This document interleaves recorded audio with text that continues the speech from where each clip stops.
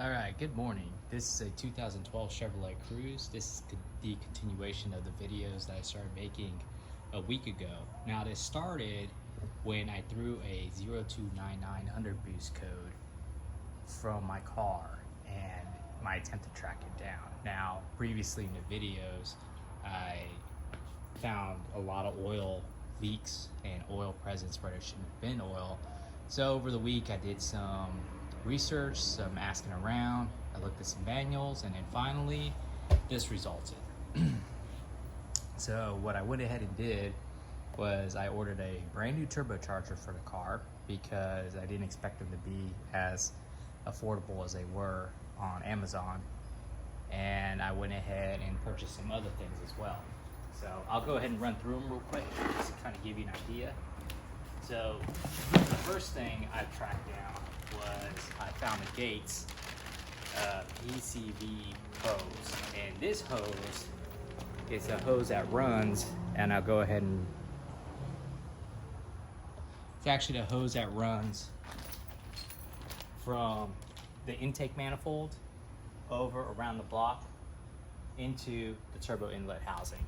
So these have been known to fail and leak oil. Now, when I talk about failure, I'm just going to go ahead and make my observation right now. GM used a lot of plastic extensively in this housing around the turbo, and it seems like the housing and all the plastic is just going to degrade from the heat over time, and there's really nothing you can do to stop that. And it's not even really a mileage thing. Even low mileage cars, I think, can suffer this. It's a matter of heat cycles. It's like how often and how hot and how frequently does the plastic get exposed to the heat. So I think this is why you see a lot of Cruzes going down for the same thing at the same time. Now, there are a few things that I did discover, which I was saved information-wise from making a small thing even bigger. One is that this hose right here is just a small part of the puzzle. Normally I would just replace this and it would be good, but then somebody told me that the intake manifold here actually has a check valve inside this port right here where the PCV hose meets the outlet, and this check valve has been known to fail. So even if I were to replace this hose and get everything back together and everything's okay, there's no guarantee that a week later, 2 weeks later, 3 weeks later, this won't fail, and then the same thing will happen.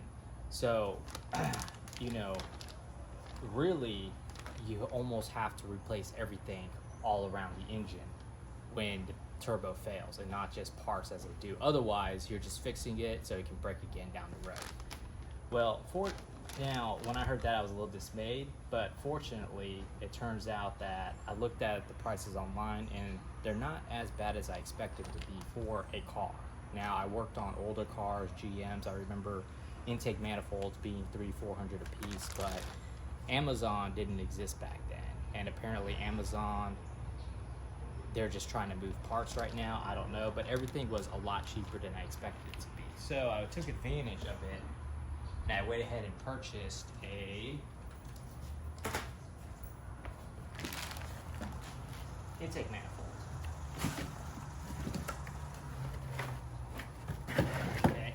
Now this is a Dorman intake manifold. One thing that surprises me is how incredibly lightweight this manifold is. But inside this manifold design right here, looks like there's a port right there, and I don't see a check valve. It looks like they fixed the check valve design. This was only $79 off of Amazon. I think I got it for $84 shipped. So I said, why not? Let me go ahead and get it.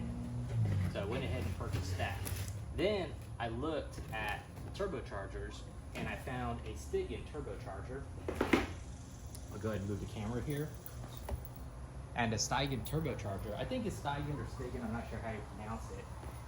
So I purchased this turbocharger right here.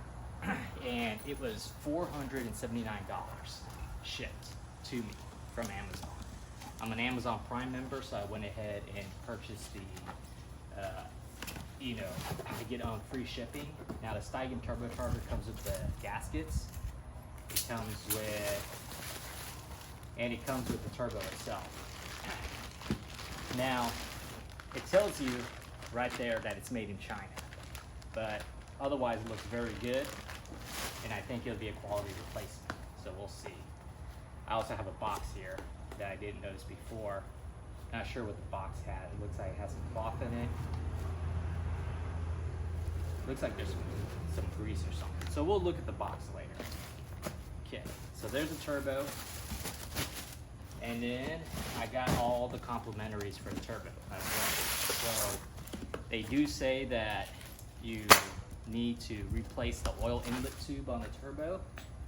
So I have right here, I purchased two things. I have the coolant line that runs coolant to the turbo right here, and then I have the oil feed line. And then the oil outlet line, I actually have shipping in right now, which hopefully it'll come in while I'm working. We'll see. Now, I did make a couple of tool purchases as well in anticipation for this project. I went ahead and purchased this clamp right here. I'm not sure how well I'm going to utilize this. I know we have a lot of, now the reason why I purchased this is because I run into a lot of clips and a lot of, you know, those GM brackets that, the hose fittings that I have a hard time getting off. So what I did was I took this pliers and I'm utilizing these pliers. I searched Amazon for, you know, pliers for retainer clips, and this is what came up, and it seemed pretty well reviewed. It's just essentially a pair of pliers with a flat angle tip, and I guess you get in there and you can cut and you can grab and you can push. Not really sure, but I went ahead and bought them because I think maybe that'll work. Also, what I did was I bought a set of specialty picks to kind of like get to things. Otherwise, really I bought them for like the shovel head picks and the scalpel ends. They were really well reviewed, and a lot of people said this is just a thing they need. They're hard ABS plastic, but they seem really durable. So I went ahead and purchased these. I've never actually had a set of these when I worked, but I know there were many times where I wish I did. So I went ahead and made the investment. Now that I'm a little bit older and have the money to do things like this, you know. Before, when I was working cars, everything was like it was always scraping by, right? Because you just never knew. And then finally, I bought a torque wrench to torque it. And I did look on Amazon. Now, I do have some torque wrenches, but the conditions are unknown. And I was able to get another one, new one for $40. These used to be very expensive. These used to be like $80 or $90. So to be able to purchase one for about $40 and you know, make sure you have the proper specifications is an important thing. Now, I did check the reviews to make sure that they were okay, because this is made in Taiwan. I wish I could find one that was made in America, but this was recommended. It does seem to have pretty good action to it. It's a little bit looser than what I would care for it to be, for it supposedly being a precision tool, which is fine, you know. Now, it does come with a certificate of calibration. Now, there was one that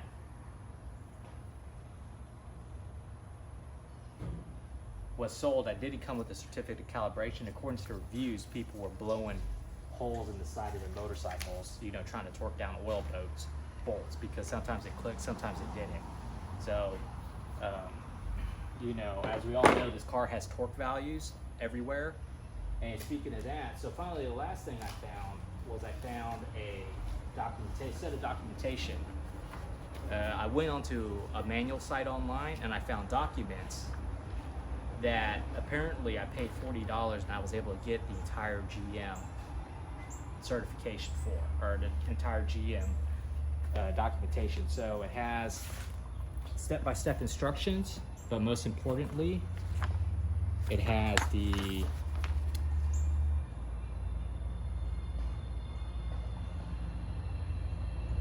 torque settings.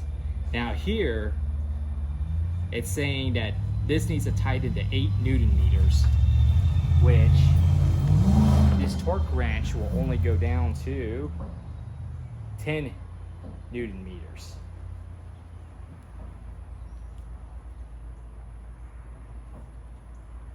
So, but I do have an inch-pounds torque wrench here. So we'll go ahead and dig that up. But we'll cross this bridge when we get to it. But I think I could also just maybe torque it down to 10 foot-pounds, run the conversion, and we'll see how it works out. But I think it should be okay. All right. 7 isn't a whole lot, so I think we'll be fine. Okay, and with that, we can go ahead and start. All right, so my plan to start off with is that I'm going to start with the turbocharger replacement.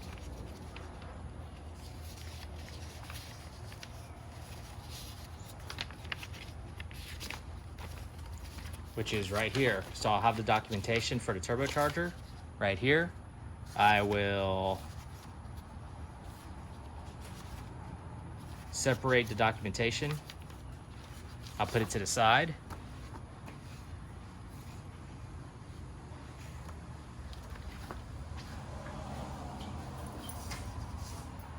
And I'll just systematically start following it. Now for the turbocharger replacement, it starts out with disconnect the negative battery cable, remove the air cleaner outlet duct, disconnect the positive crankcase ventilation pipe. So a lot of this has already been done. So I'll just track down this and then go from there. All right guys, just a quick point here. We had to jack up the vehicle.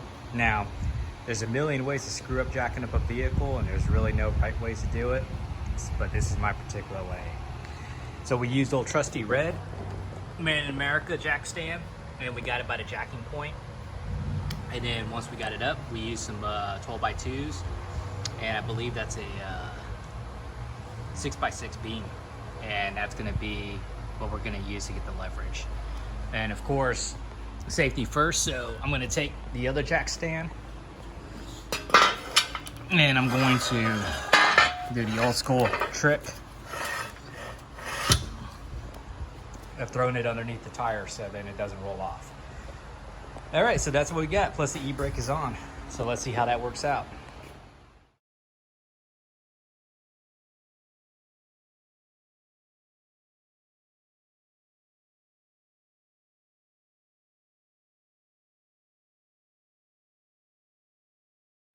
All right guys, so I removed the turbocharger hollow feed screw, and that O-ring is pretty much gone.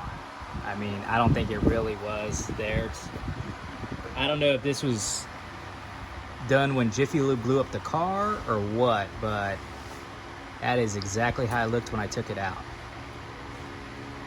That sucker's gone. So that's why it's important to replace the inlet tube when you're on this, because you just never know what you're gonna run into.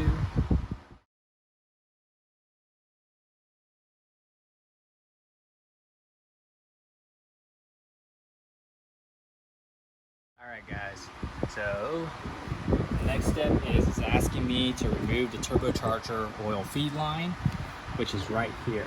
So I need a Torx head set. I'm just doing this so anybody who's watching this knows what to expect coming up. Again, non-existent O-ring, just gone. Might as well not have anything there.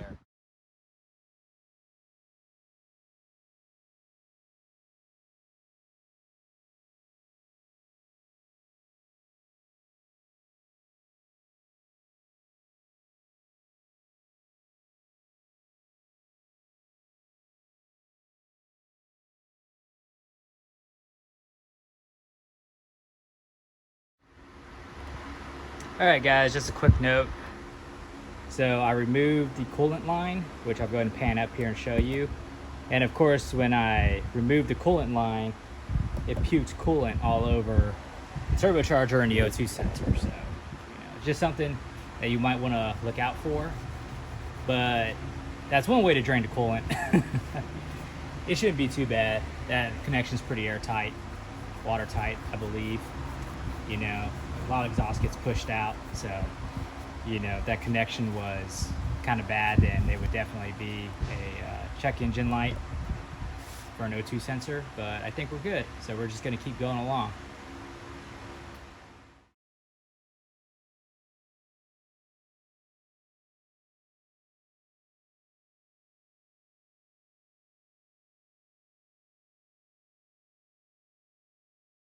So it's gotten a little bit deeper. It's gotten to a point where now it's talking about, see, it says here that it wants me to remove the turbocharger coolant feed pipe hollow screw. Thing is that I'm not really having a whole lot of luck with that, but there is the coolant pipe that's on the back side of the turbo that feeds the engine block, and it looks like I can get better access to it if I jack the car up and remove the catalytic converter. So as it says here, it says the next step is to remove the catalytic converter, so I'm moving to the next step. So I just removed the charge pipe from the intercooler. I guess people would call them down pipes, or the pipe that leads into the intercooler from the turbo. Now the only thing that's supposed to be in there is air, but as you can see as I removed it, on the bottom right here is oil and contamination. So obviously this isn't a 100% system. There is no integrity with this system. Everything is busting at the seams. And the more you dig, the worse it gets.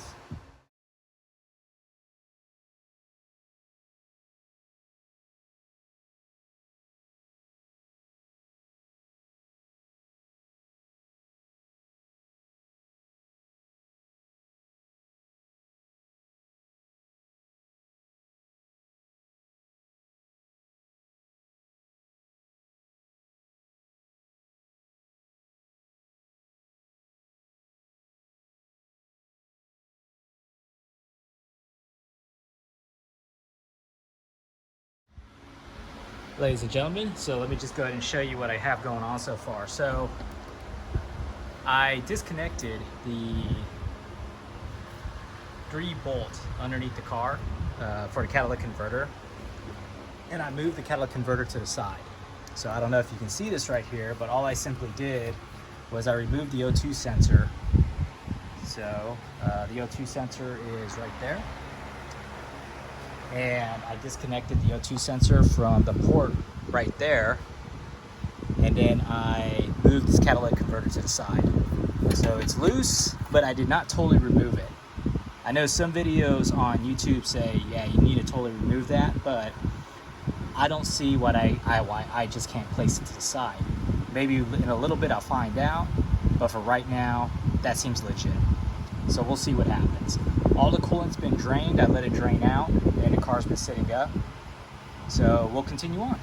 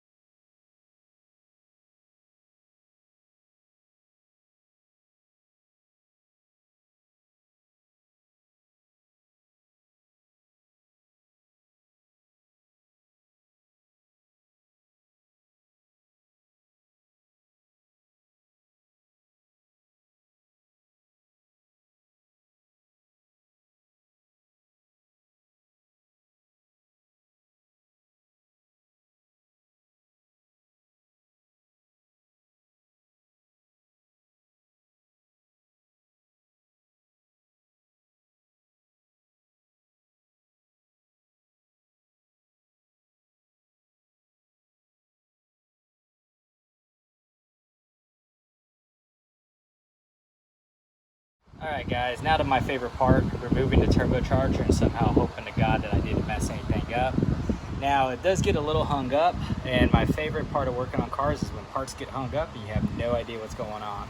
So one thing that I did encounter that wasn't included in the instructions was that on this part of the turbocharger right here, there's this little clip that they clip onto here, and nowhere in the instructions did I see you were supposed to remove that, so I was actually able to break in my brand new part and snip it, which I'm pretty glad I had that, because I can't really think offhand what else I would have used to do that.